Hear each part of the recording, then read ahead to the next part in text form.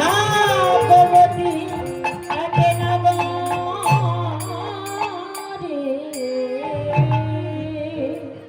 জয় রাধে।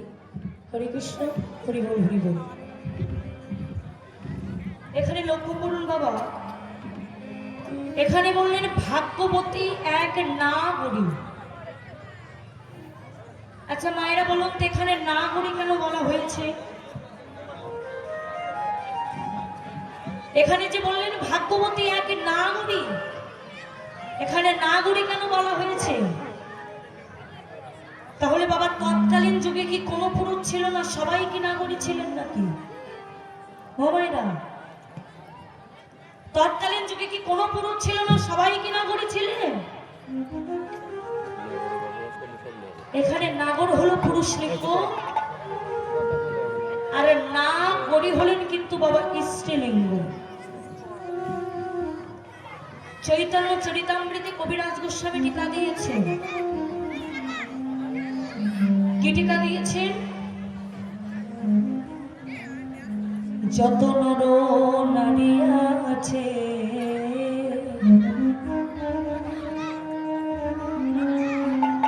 লক্ষ্য করতে হবে কি বলছে, এই বিশ্বের মাঝারে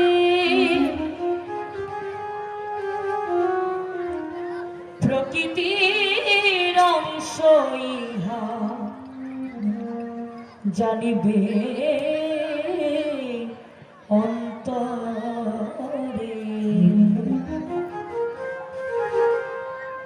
নারীগণ অপমান যদি করেন কেহ, প্রকৃতির অংশ ইহা নাহি গো সন্দেহ। কি বলছেন? যত নর নারী আছে এই বিশ্বের মাঝারে প্রকৃতির অংশ ইহা জানিবে অন্তরে। নারীগণ অপমান যদি করেন কেহ, প্রকৃতির মানহানি নাহি কো সন্দেহ। অর্থাৎ বাবা জগতের মাঝে যত নর নারী, এনারা সবাই হলেন জীব আত্মা, আর রাধা কৃষ্ণ মিলিত শ্রীমান মহাপ্রভু হচ্ছে পরমাত্মা। তাই নাগর বা পুরুষ হলেন কিন্তু একজন, তিনি কে? তিনি হচ্ছেন রাধা কৃষ্ণ মিলিত শ্রীমান মহাপ্রভু। আর আমরা যারা, আমরা সবাই হলাম এক একটা নাগরী। তাই আজকে ভাগ্যবতী সুরধনী এক নাগরী অপর নাগরীকে ডেকে বলছে, ওরে নাগরী রে, ওরে নাগরী রে। কি বলছে দেখুন, একটা নাগরী আরেকটা নাগরীকে ডেকে বলছে, ওরে নাগরী রে, আজকে আমি সুরধুনী গঙ্গার কোলে, আমি এমন একজন রূপের মানুষকে দর্শন করলাম, ওরে নাগরী রে,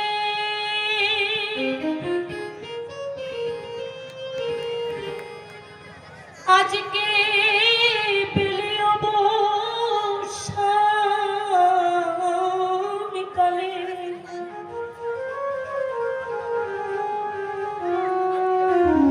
আজকে আমি বেলিয়ব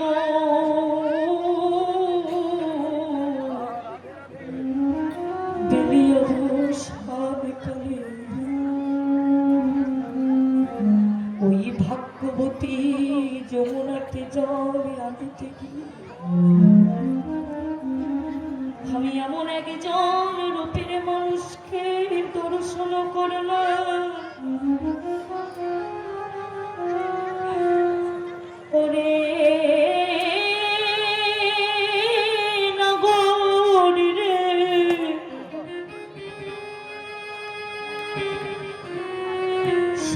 রূপের মানুষকে দর্শন করে আমার কি হলো জানো? ওরে নাগরী রে নাগরী আমি যে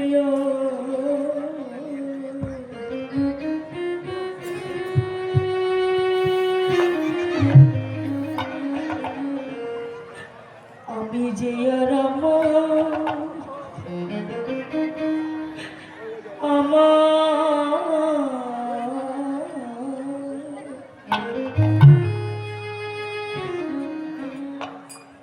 নগরী আমাতে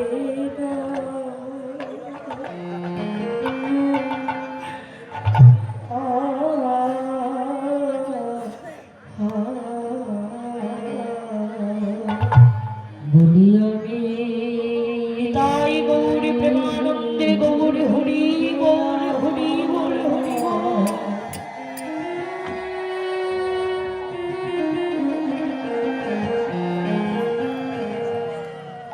আমি যে আর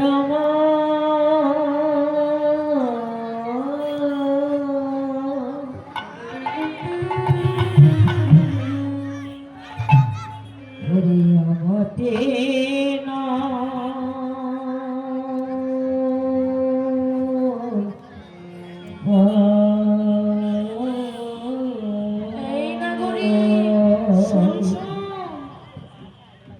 আমি যে ওই চরণে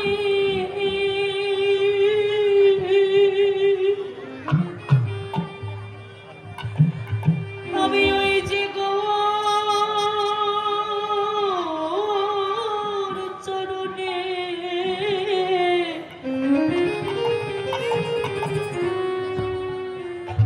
আমি যে সব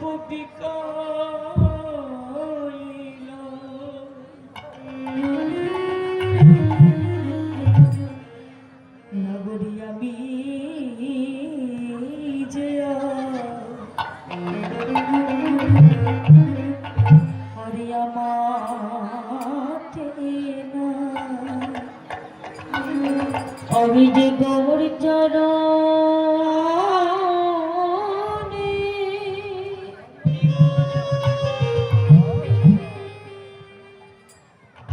আমি গৌর চরণে গৌর হরি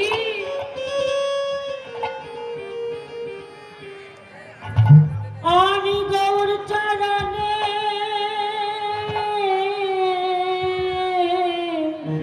সব বিকাইরা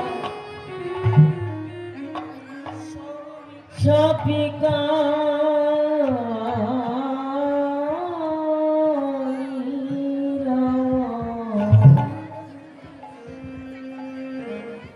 নগরী আমি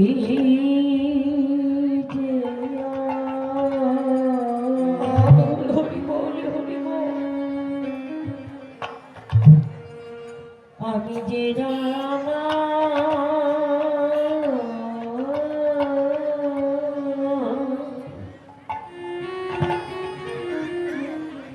হরি আমাতে না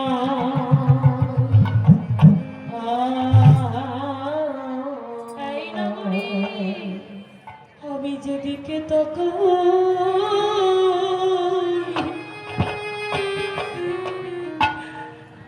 আমি যে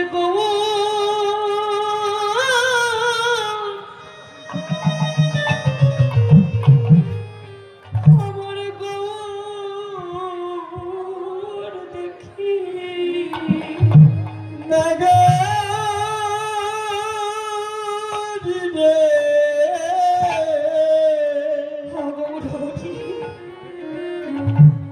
আমি যেদিকে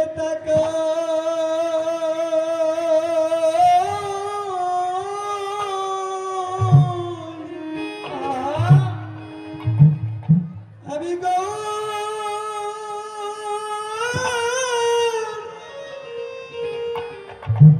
আমি গৌরে দেখি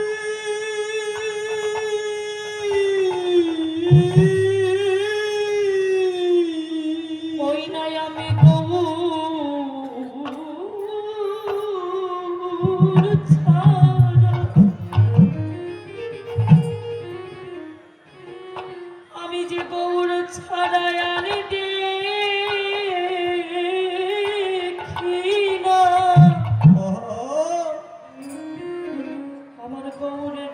শয়নে দেখি আর স্বপনে দেখি ওই নগর ছাড়া গৌর ছাড়া আনে জানি না আমি শয়নে শয়নে দেখি আর স্বপনে দেখি ওই নগর ছাড়া আমি জানি না কি বলি বসে তোর হরি রূপের কথা আমি শয়নে দেখি স্বপ্নে দেখি না করি আমি যে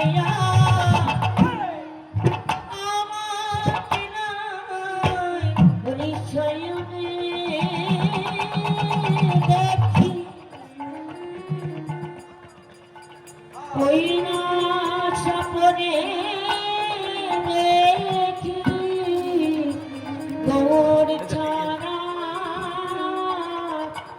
আমি জানি না কি বলি বসে সেই রূপের কথা আমি গৌর ছাড়া দেখি না ওরে কি যে বসে ওরে রূপের কথা আমি গৌর ছাড়া জানি না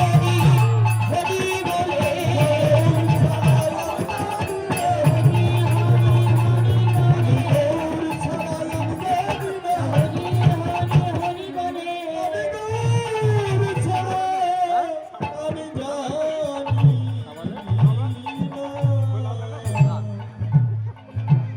কি গো বাবা ডাকার মতো ডাকলে আমার ভগবানকে না দেখা দিয়ে থাকতে পারি বাবা তবে আমরা ডাকি বটে মা কিন্তু বাবা আমরা সরল মন নিয়ে কিন্তু কেউ তাকে ডাকার মতো ডাকি না কি খাচ্ছ পান খাচ্ছ কিলা দেব আরে ডাকার মতো যদি ডাকতে পারি কি খাচ্ছ ভগবান সব সহ্য করতে পারে কিন্তু ভক্তের দুটি জিনিস সহ্য করতে পারে না বাবা দুটি জিনিস কি কি এক হলো ভক্তের অহংকার আর এক হচ্ছে ভক্তের মনোভেদী যদি আমার ভগবানকে কেউ ডাকার মতো ডাকতে পারে বাবা ভগবান আমার সব সহ্য করতে পারে কিন্তু কোন ভক্তের নয়নের জল কেউ কোনদিন সহ্য করতে পারে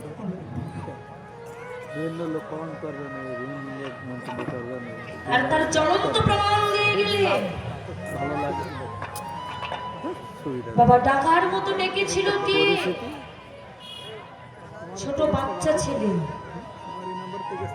ডাকার মতো ডেকেছিল 5 বছরের ছোট বাচ্চা ছেলে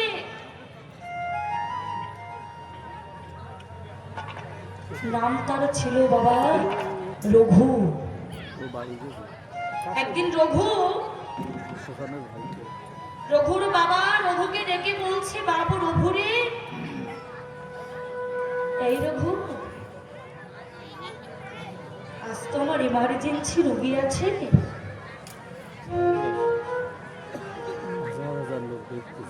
আমাকে যেতে হবে তার চিকিৎসা করতে হবে আমি না গেলে তো রোগীকে বাঁচানো যাবে না তা তুই এক কাজ কর আজ তো আমি গোপীনাথের সেবা দিতে পারবো না, হ্যাঁ তা- তা তুই আজকে বাবা গোপীনাথের সেবাটা দিয়ে দিস বাবা। ও নিচু মায়েরা গল্প নয়, লক্ষ্য করে দেখুন।